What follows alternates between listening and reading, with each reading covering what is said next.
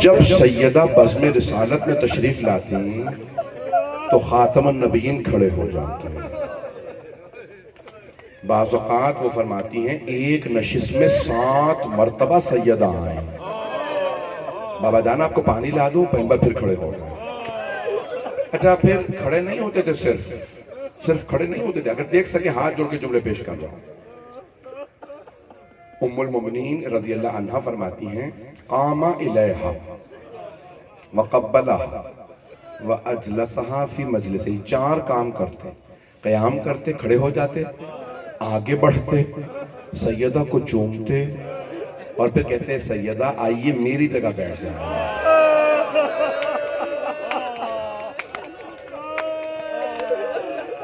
اجلسہا فی مجلسہی، اب آنکھوں میں آنسو آ گئے، میں مصائب نہیں روک سکتا۔ کیا کرتے رسول خدا؟ اپنی جگہ کہتے سیدہ آپ میری جگہ بیٹھ جائیے، میں ہٹ جاتا ہوں۔ ام المؤمنین، ایک ام المؤمنین نے اعتراض کیا یا رسول اللہ آپ نے تو خود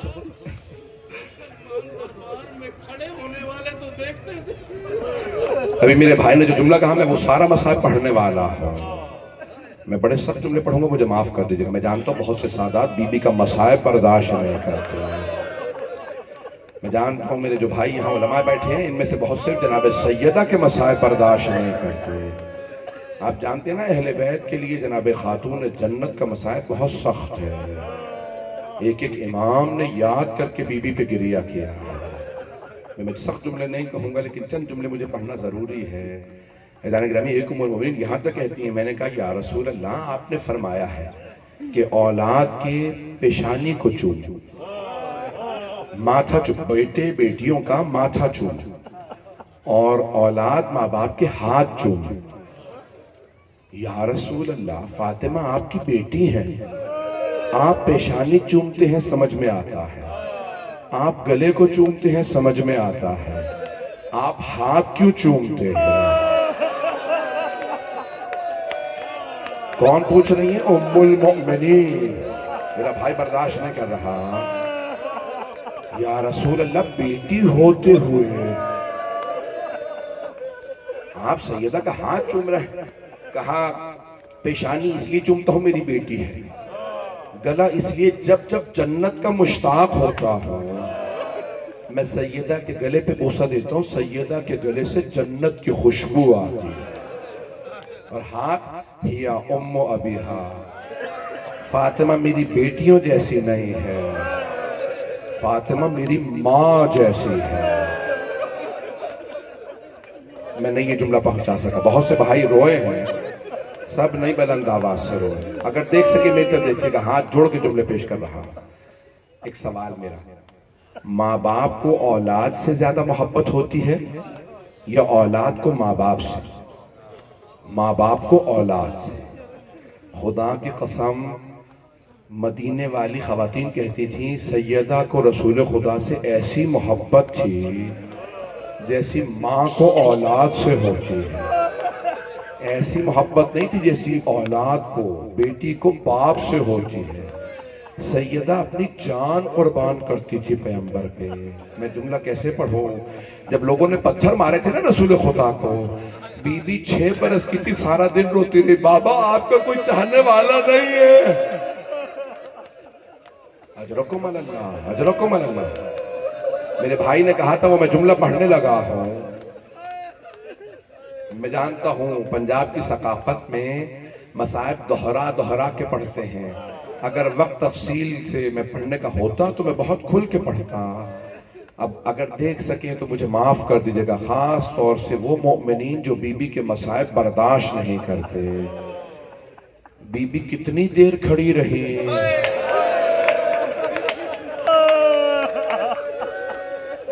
میں نہیں پڑھ سکتا۔ پیغمبر اسلام کہتے تھے سیدہ میری جگہ پہ بیٹھ جائیے، بی بی اتنی دیر کھڑی رہی کسی نے بیٹھنے کو نہیں پوچھا۔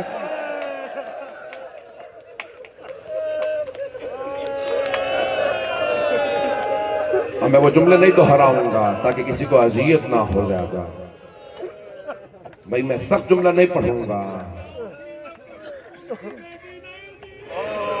سوال کروں آپ سے،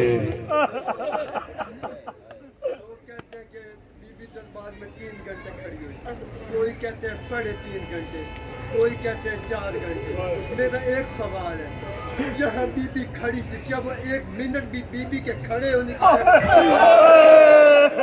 میرا بھائی کہتا ہے کہ بی بی کے کھڑے ہونے کی جگہ تھی۔ میری طرف دیکھیے گا، امام زمانہ امام مہدی کو 2 باتوں کا بڑا صدمہ ہے، ایک اپنے دادی کے دربار میں جانے کا، دوسرے اپنی پھپھی کے بازار میں لانے کا۔ اجرکم اللہ۔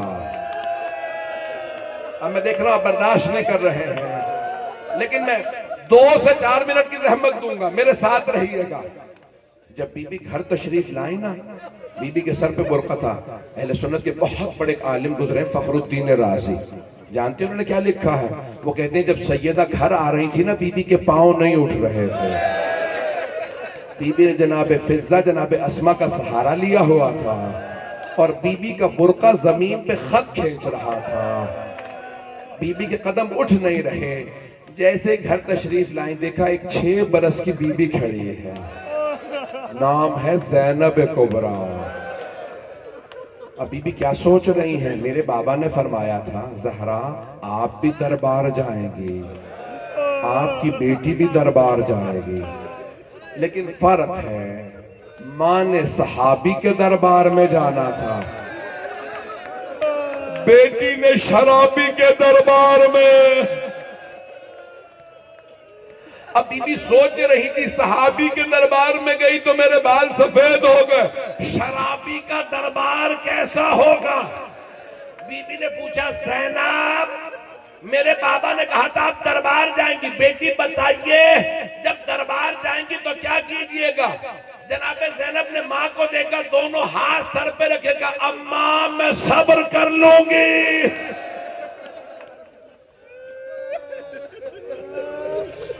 میں جس جملے پہ ختم کرنا چاہتا ہوں مجھے معاف کر دیجئے گا، جانتا ہوں یہ سخت اور تلخ جملہ ہے۔ جب جناب زینب مدینے واپس آئیں تو پہلے بھائی کے گھر گئیں، نانا کے روضے پہ گئیں، ماں کی قبر پہ گئیں، پھر بھائی کے گھر گئیں۔ جناب عبداللہ ابن جعفر طیار نے بلا بھیجا، سید سجاد اپنی پھپھی سے کہیے گھر واپس آ جائیں۔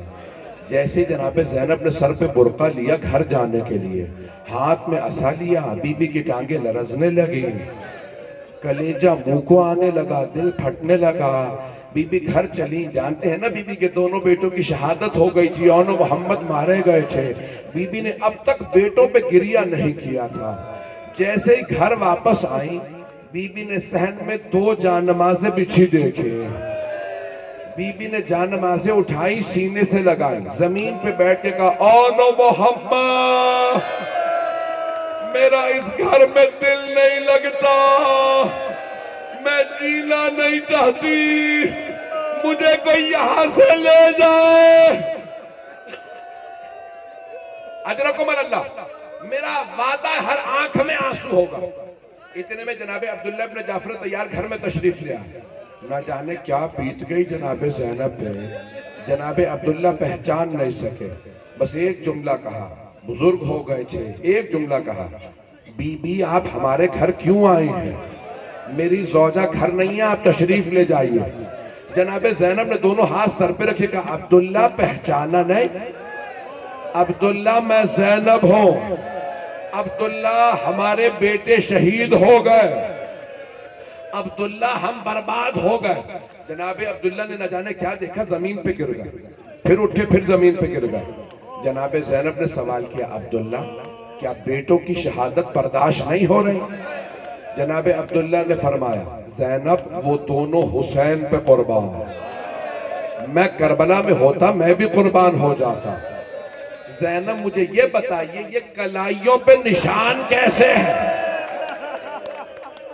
جناب زینب نے رو کے فرمایا عبداللہ ہاتھوں میں رسیاں، کوفہ و شام کے بازار، شرابی کا دربار، علی کی بیٹیاں، ہاتھوں میں پتھر، باغیوں کے نعرے، الا لعنت اللہ علی القوم الظالمین۔